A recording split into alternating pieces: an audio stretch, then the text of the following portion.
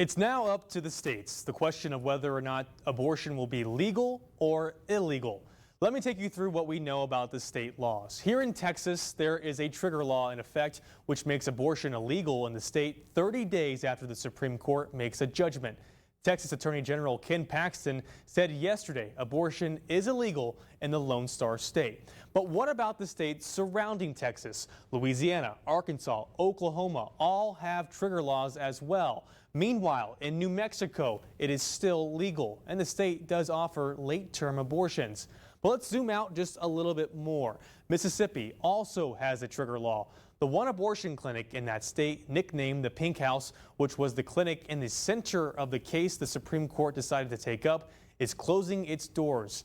And the owner of that clinic says they are opening up a new clinic right in our backyard. Let's take you live outside to Las Cruces, New Mexico, where we find ABC 7's Jason McNabb, who has the details to this story. Jason. Hey, right behind me is the Full Circle Health Center, which is currently the only place in Las Cruces where one can come and get an abortion, but that's about to change very quickly. Mississippi's Pink House, which is the only abortion clinic in that entire state, is moving here in just about 10 days as a result of the Roe v. Wade strikedown.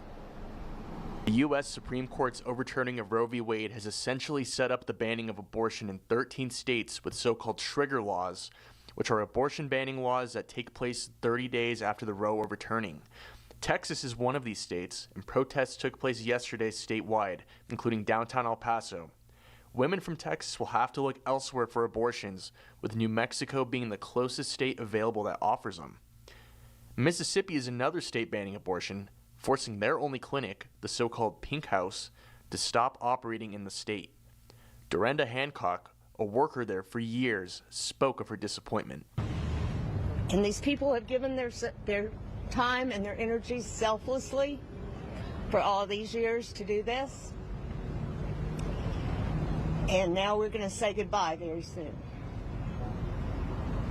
Today, across this country, half the population were stripped of their human rights. However, the clinic isn't shutting down for good.